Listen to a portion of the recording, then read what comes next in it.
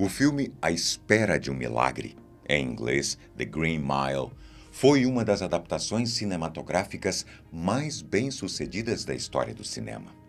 Lançado em 1999, o longa ultrapassou a marca dos 100 milhões de dólares em bilheterias e chegou a ser indicado a 4 categorias do Oscar. Ainda hoje, ele ocupa frequentemente as primeiras posições nas listas de melhores filmes do mundo.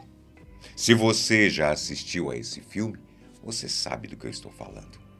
E sei que você também, assim como eu e muita gente, se emocionou com essa história.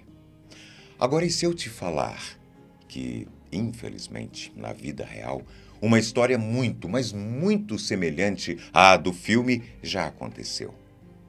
Muitos dizem que a trama hollywoodiana foi inspirada no que ficou conhecido como o caso Steiny, mas os produtores do filme negam. E se você quer tirar as suas próprias conclusões, é só vir comigo e assistir a esse vídeo até o final. Seja muito bem-vindo ao canal. Eu sou Boco, o 7º filho. O caso Steiny, a história de A Espera de um Milagre da vida real. Essa história da vida real, assim como o filme, também se passou em outros tempos. O ano era 1944 e, nessa época, os Estados Unidos vivia uma incontestável e doentia segregação racial. Naquele ano, o país ainda vivia sob o domínio das leis Jim Crow, que, através do seu discurso cínico de "estamos separados, mas somos iguais", excluía e discriminava negros que não podiam frequentar as mesmas escolas, pegar os mesmos trens ou, sequer, usar os mesmos bebedouros públicos que os brancos. Dentro desse cenário, em março daquele ano, um crime hediondo contra 2 crianças brancas escandalizou toda a pequena população de Alcolu, uma pacata cidade da Carolina do Norte. E em tempos segregacionistas como aqueles, era fato que a culpa de tal ato recairia sobre as mãos de uma pessoa negra, mesmo se ela tivesse somente 14 anos de idade. A tragédia em questão consistia no assassinato de 2 meninas brancas, Betty Bineker, de 11 anos, e Mary Thames, de apenas 8. As 2 garotas haviam saído para andar de bicicleta e apanhar algumas flores pelo bairro, mas não retornaram mais para casa e foram encontradas mortas a pauladas dentro de uma vala cheia de água no dia subsequente. No dia do crime, mais cedo, as garotas haviam sido vistas pela última vez a pedir informações para o jovem George Steiny, de 14 anos, que estava acompanhado de sua irmã mais nova, Catherine. Betty Bineker, a garota de 11 anos, perguntou a Steiny se ele, por um acaso, sabia onde seria possível encontrar flores de maracujá. O garoto passou a informação a Bineker e permaneceu com Catherine, sua irmã, na calçada de casa, a fim de observar os cavalos que andavam em meio ao campo. Após esse rápido encontro e meia troca de palavras, as 2 crianças brancas não foram mais vistas com vida. E, por pura ironia do destino, a casa mais próxima da vala na qual as meninas foram encontradas era a da família de Steiny. O jovem negro, que havia sido visto trocando informações com as garotas horas atrás. Não demorou muito para que a polícia abordasse a casa e a família, e enquanto todos foram entrevistados e soltos rapidamente, George continuou contido pela polícia. Levado à delegacia, sozinho e sem a presença de um responsável, quanto menos um advogado, o garoto prestou o seu primeiro depoimento. Segundo a polícia local, o menino teria confessado o crime ao delegado responsável pelo caso, o Sr. Newman.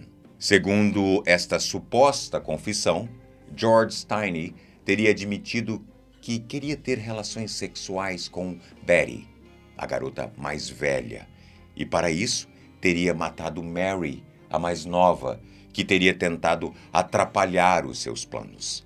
Na sequência, ele teria matado também Betty, e ambas teriam sido assassinadas com uma barra de ferro de 38 centímetros.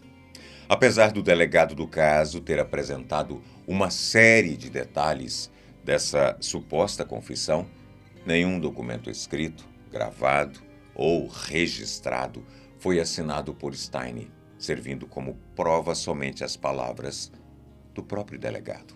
No dia seguinte, o inquérito havia sido montado e George foi enviado a uma solitária na cidade de Columbia, a 80 quilômetros de sua casa. Lá, mais uma vez, ele foi impedido de receber visitas de sua família. Não recebeu o acompanhamento de nenhum advogado e, mais uma vez, foi interrogado pelo time de polícia que só contava com homens brancos. O julgamento do garoto aconteceu um dia depois na presença de 1.000 pessoas brancas. Somente no dia do julgamento, ele finalmente teve acesso a um advogado, um cobrador de impostos que, naquele ano, estava em plena campanha para sua reeleição. Ao todo, o julgamento durou pouco mais de 2 horas. E a sentença foi proferida apenas 10 minutos após o encerramento das apresentações de provas. Estas, por sinal, não continham a arma do crime, simulação dos fatos, evidências físicas ou qualquer outra coisa que não fosse a afirmação de 3 autoridades brancas que diziam que George Stein, em seu primeiro interrogatório, sozinho com os policiais, teria confessado o crime. Apesar de a todo momento se manifestar como inocente, as palavras das autoridades foram suficientes para condenar o pequeno garoto de apenas 14 anos à sentença de morte por cadeira elétrica. O advogado de George não recorreu da decisão e, após sentenciado, ele foi levado novamente à sua solitária, a 80 quilômetros dali. Durante os 81 dias em que foi mantido preso, sua família, impedida de visitá-lo, recorreu a igrejas, instituições locais e até a Associação Nacional para o Progresso de Pessoas de Cor,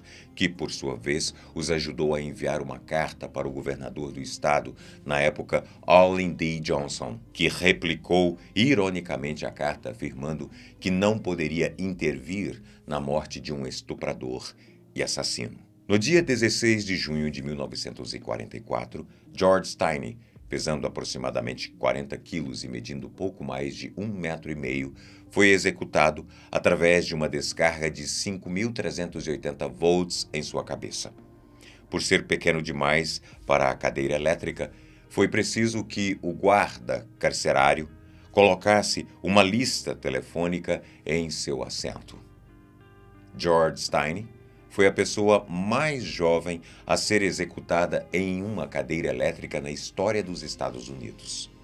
Após a sua morte, seu pai foi demitido e sua família optou por se mudar da cidade com medo de retaliações. Foi apenas 70 anos depois do ocorrido que a história de Stein finalmente receberia um desfecho. Em dezembro de 2014, um historiador da Carolina do Sul decidiu, por conta própria, retomar as investigações e, ao ter acesso aos relatórios do caso, notou o tamanho descaso no qual o jovem havia sido tratado pela justiça americana.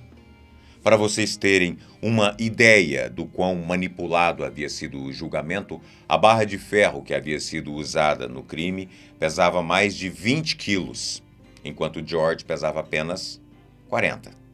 Ou seja, ele seria incapaz de erguer e aplicar força com um objeto que pesa mais do que a metade do peso do seu próprio corpo. A juíza americana Carmen Thewes Mullen, responsável por receber as novas provas e reabrir o processo, alegou que nunca havia visto um caso com tamanha abundância de violações aos direitos constitucionais. Ela também ressaltou que George não teve de fato assistência de um advogado que o representasse em momento algum, assim como a suposta confissão do garoto teria ocorrido devido à coalizão policial e irregularidades nos códigos e procedimentos penais.